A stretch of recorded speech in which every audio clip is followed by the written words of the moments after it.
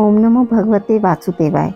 मित्रों, आपके और आपके परिवार पर भगवान नारायण की कृपा सदैव बनी रहे।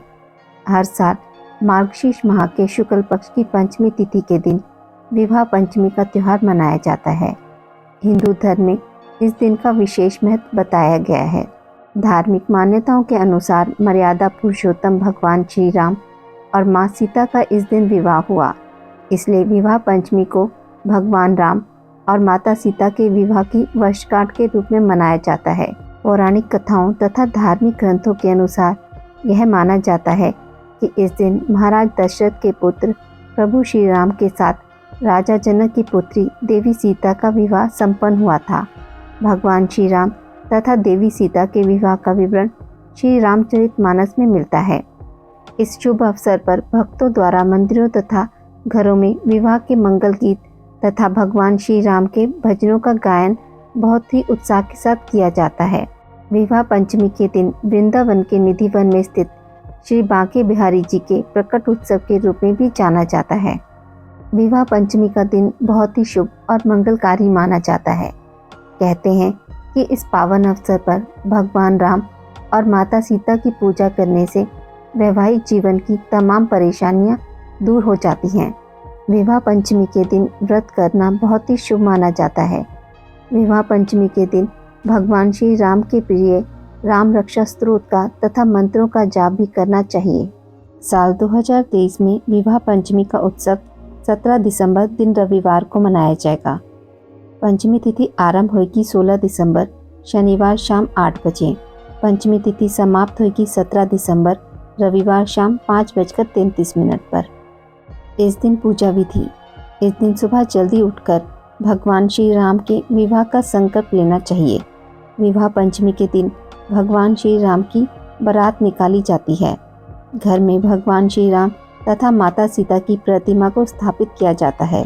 इसके पश्चात भगवान श्री राम को पीले रंग के तथा माता सीता को लाल रंग के वस्त्र अर्पित किए जाते हैं। भगवान गणेश जी का ध्यान करके विवाह की रस्मों को शुरू किया जाता है। विवाह की रस्म शुरू करने से पहले हनुमान जी की पूजा तथा उनका आह्वान जरूर करना चाहिए। हनुमान जी भगवान श्री राम के परम भक्त तथा माता सीता के प्रिय माने जाते हैं। इसके पश्चात बालकन के विवाह प्रसंग का पाठ किया जाता है। साथ में ओम जानकी वल्लभाय नमः मंत्र का 108 बार उच्चारण किया जाता है। इसके बाद भगवान श्री राम तथा माता सीता को माला पहनाई जाती है तथा उनका गठबंधन किया जाता है। श्री राम और माता सीता का गठबंधन करके उनकी आरती की जाती है। विवाह की रस्म पूरी होने के पश्चात भगवान को भोग लगाया जाता है। इसके बाद पूरे घर में प्रसाद का वितरण किया जाता है। माना जाता है कि विवाह पंचमी के दिन घर में श्री रामचरितमानस का पाठ करने से जीवन तथा घर में हमेशा सुख शांति बनी रहती है।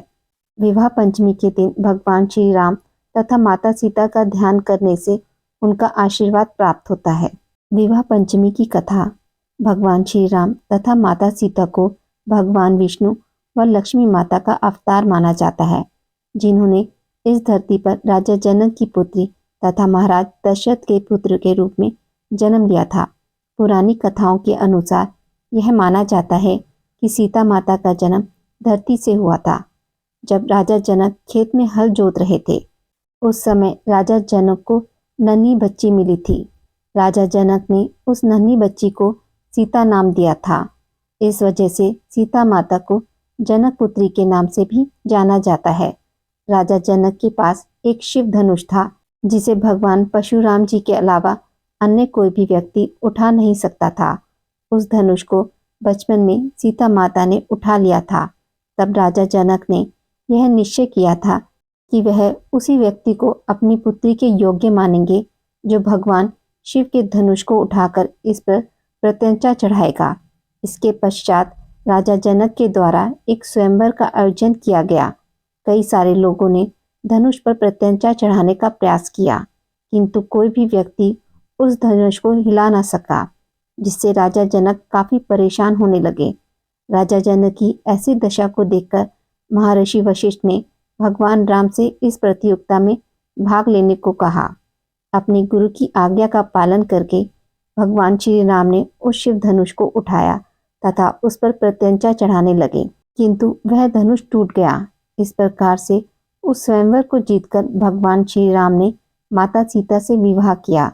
वही माता सीता ने भी प्रसन्न मन के साथ भगवान श्री राम के गले में वरमाला डाली।